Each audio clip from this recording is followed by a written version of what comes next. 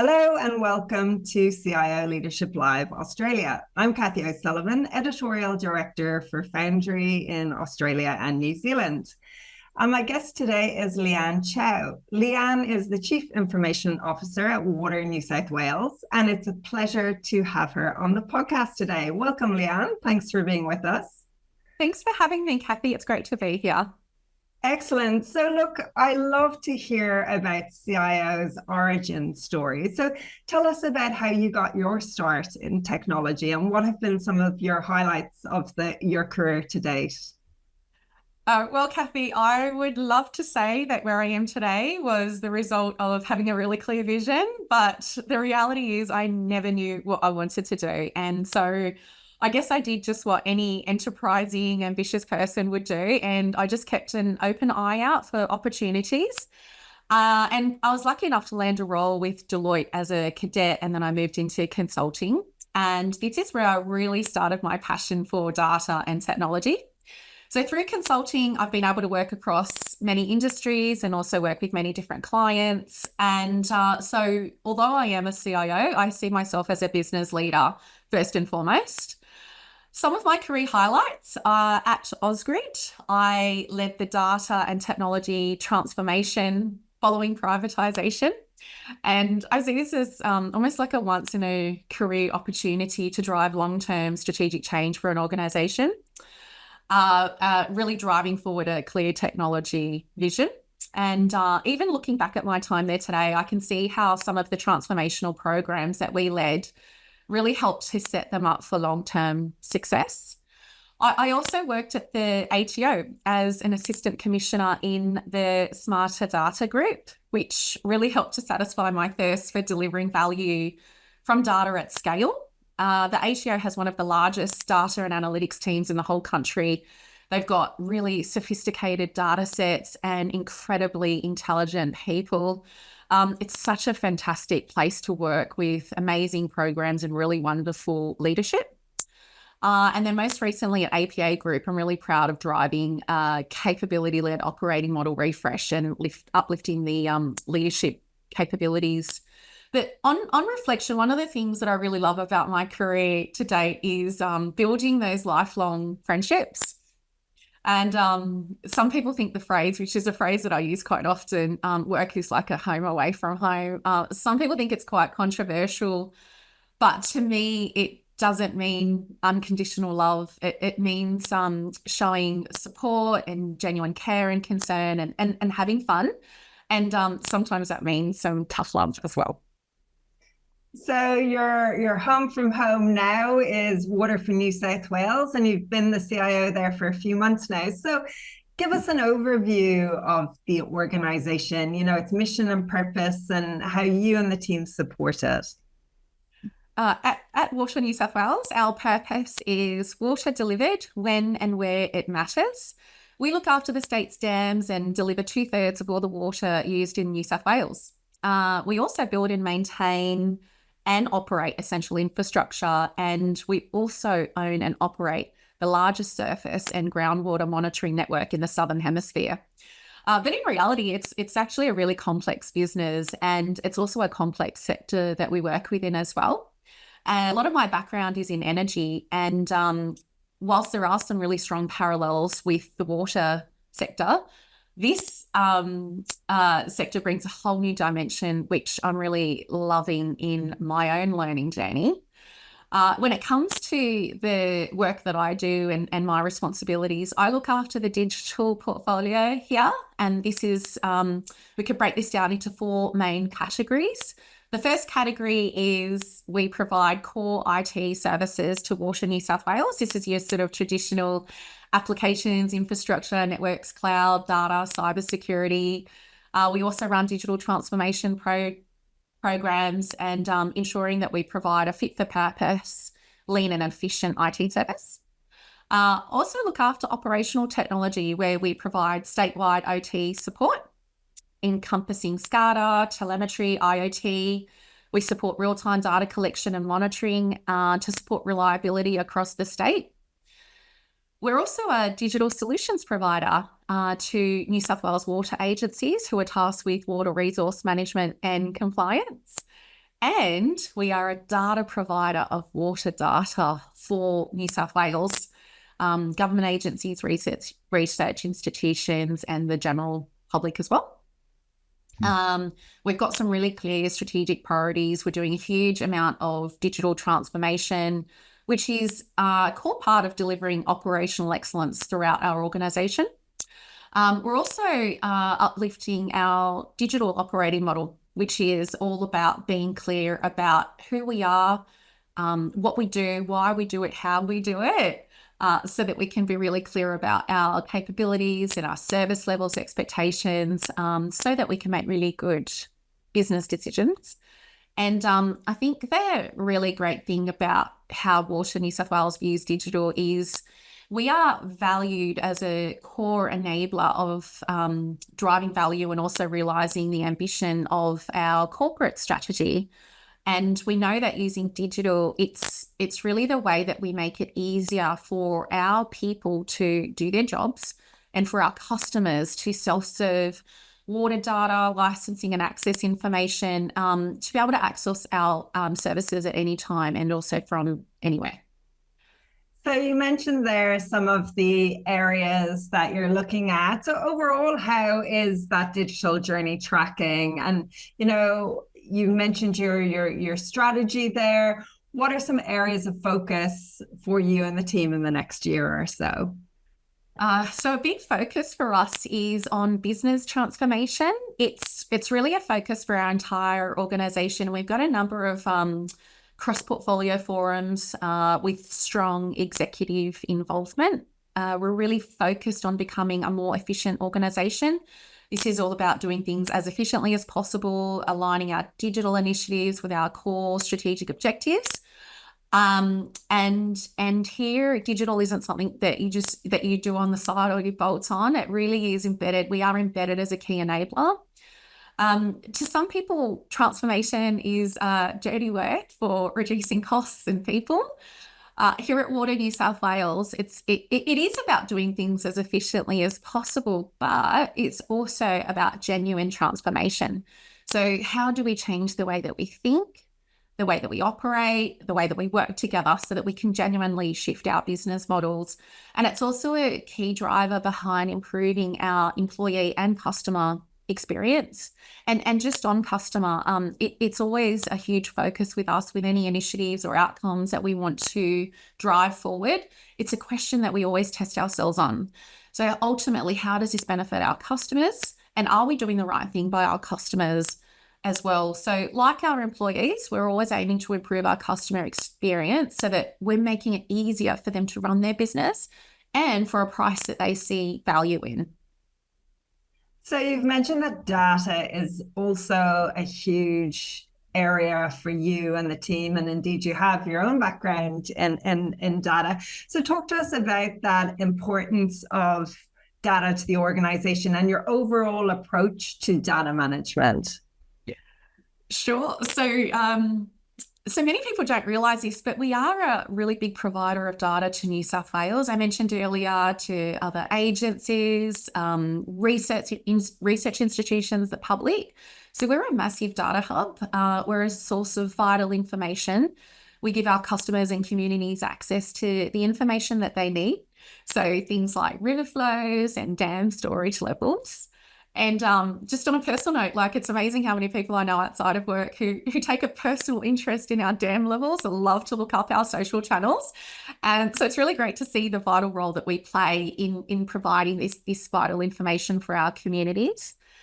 We've got an amazingly talented team who ingest data from a myriad of sources. We curate the data, then we make it available for use in our digital platforms and also for self-service use by our customers. This is available through our website. We're also doing some really exciting water and operational modelling with our data so that we can leverage it for innovation opportunities. And from an IoT sense, we're expanding the use of our IoT devices for things like dam surveillance and asset monitoring. And this helps us improve the way that we manage our dam safety and leveraging the data in our IoT hub, which we then use for innovation use cases in the way that we manage our work. We also leverage our data and use advanced video analytics with our CCTV.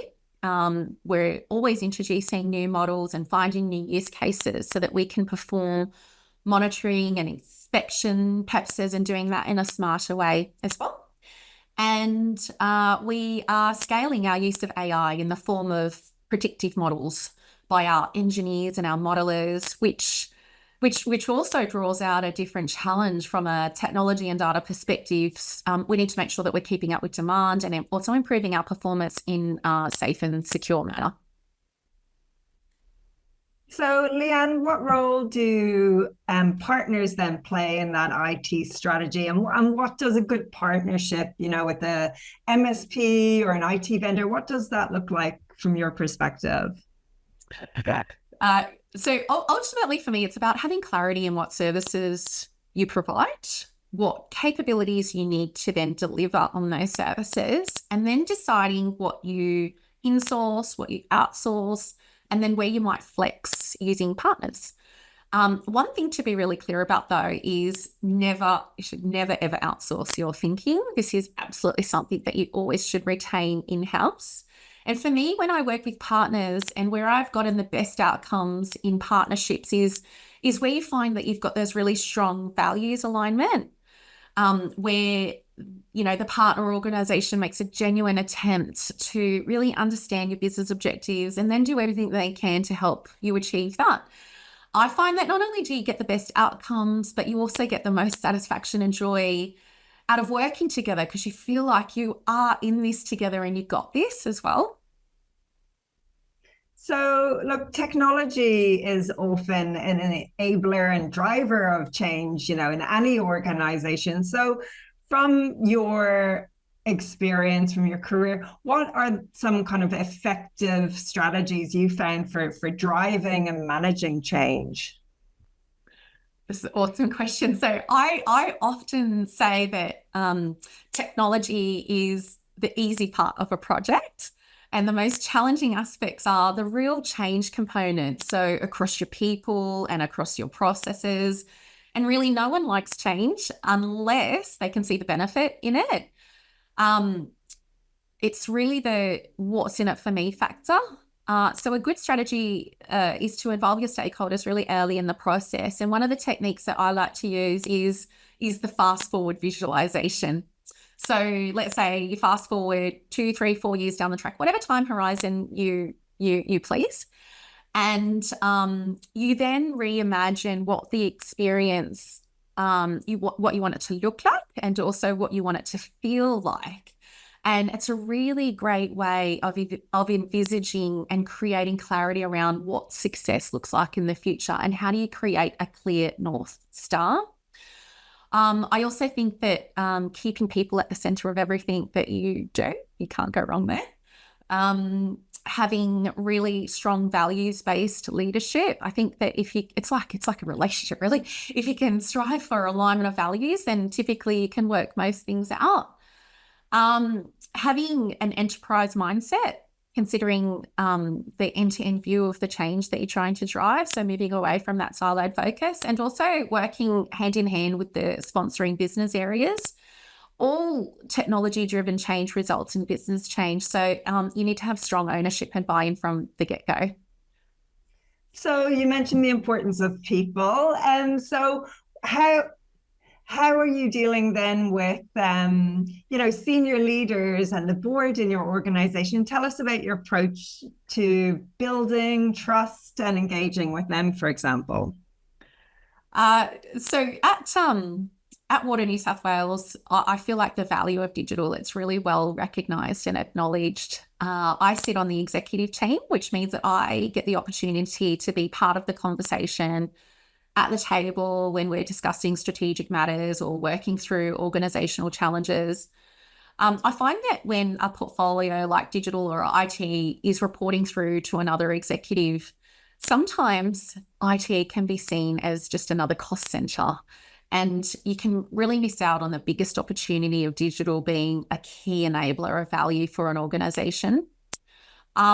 And if I reflect on a memory from years ago, an executive once said to me, it's really lonely at the top But if I reflect on my experience here at Water New South Wales, I've really got to say how remarkably contrary to this opinion my experience has been to date. I've been so incredibly fortunate to have executive peers who are so willing to collaborate, partner on strategic initiatives, be an ear to lean on when I've got challenges to solve, bounce ideas off, and just generally feel like we are partners in delivering on our strategic objectives. One of the things that I really love here is the strong leadership direction and commitment to a strong team culture, thanks to our CEO, Andrew George. We've got really similar philosophies around team sports and building high-performing teams. It's really all about role clarity and goal clarity and having a clear vision around where you want to go. When it comes to the board, I find that they're also incredibly supportive too. So always be transparent. But I do feel like there's a genuine interest to help guide and support whilst ensuring the balance of risks and opportunities. So it's a really special operating environment here. So then how would you describe your own leadership style? Do you have any mantras for leadership and your approach to it? Oh, I do have lots of mantras. Often find myself saying the same things over and over and over again. But my leadership style is probably the most similar to servant leadership, where, in my mind, what this means is just creating clarity on your goals or that North Star. Provide your people with the tools and the support, and then do everything you can to help them realize their potential and do the best job that they can do. I picked up a great piece of advice from a previous leader, and he always used to say, I only want to do the job that only I can do. And I find that this is a really great principle for empowering and enabling your employees. And for myself, it's about lifting myself up and out of the day-to-day so that I can focus on the truly strategic matters that need my attention. Sometimes I find that I want to jump in and make a captain's call, but I have to try really hard to refrain from doing this.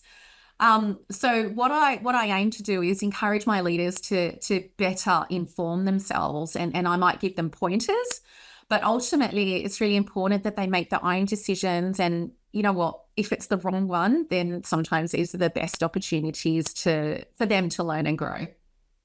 So just expanding on that further then, you've mentioned that importance of empowering your leaders to make their own decisions. What else do you think is important when it comes to getting the best out of the team, and how do you motivate them, keep them engaged? Is there anything else that you do on that practical level to keep them engaged? Sure. I do all of the usual things like town halls and reporting and just the standard stuff. But one of the things that I've also gotten into the habit of doing is every few weeks or so, I'll record a really short 2 to 3 minute video that I just do on my laptop, and then I'll send it out to my whole portfolio. It doesn't take long. It's really raw and unedited. There's a big disclaimer around there. But it's a great way of for me to push out quick messages, and it helps them to understand what's top of mind for me. Sometimes it's work related, sometimes it's a little bit on the personal front. And I have a really geographically dispersed team across the state. And I find that this allows them to be connected, feel closer to what I'm doing. And I've found that one of the positive side effects of these videos is that at things like town halls, when everyone is physically together, I've had team members that I don't often connect with or even interact with very frequently. They'll come up to me and then they'll start a conversation with me about something that they've heard in one of my videos. It could be like a holiday that I went on or something that I'm doing. And it's a really great conversation starter, and it helps them to figure out things that we might have in common. I've also got an open door or a virtual open door policy, so anyone can reach out and connect. And I find it's a really efficient way to get things done. Now, at the start of our conversation, Leanne, you mentioned your own entry into technology, and you didn't really know what you wanted to do when you started out.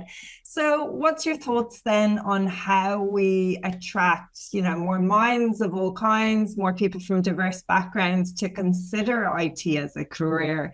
Is there anything that you can think of on the practical sense that needs to happen to ensure we have more diversity in IT and also more diversity at that top level in CIO roles?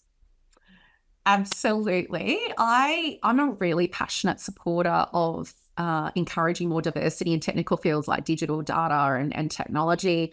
And I always get involved in mentoring programs, and occasionally I might speak at some conferences, and it's usually a women in technology sort of conference. I find that this helps the next generation of leaders to feel more connected with their own challenges and know that they have got a support network, and it helps them to feel less alone. I'm also really supportive of university programs, and I think that looking earlier in the pipeline when our kids are making choices about what to study, and how do we make STEM choices more attractive and visible. I also think, well, for me personally, I've had the good fortune of having great mentors. It's important that we all pay it forward and be part of the community. So what advice then would you give someone who was aspiring to be a CIO? Now that you're in the role, what words of wisdom would you pass on to them? For me, it's all about people and partnerships. Technology doesn't solve problems. People solve problems using technology. So focus on understanding the business objectives and goals. What's the strategic context for your business? Work hard to build your stakeholder network, and most importantly, understand people. So what are their motivations, their frustrations, inspirations, their fears, and devote energy into understanding people. This really helps to foster relationships. And if you can walk together with them in their shoes, then you can solve problems together. This is really one of my favorite proverbs, actually, is if you want to go fast, go alone. If you want to go further, go together. So it's really people that drive and deliver the value, and you can't do this in our space, like in the IT space, with an IT team alone. You always need to look to partner with your business stakeholders to get the best value for your organization. Absolutely. Technology is indeed a team sport. Leanne Chow, Chief Information Officer of Water New South Wales, thank you so much for your time today. Thank you so much, Kathy. That was lots of fun.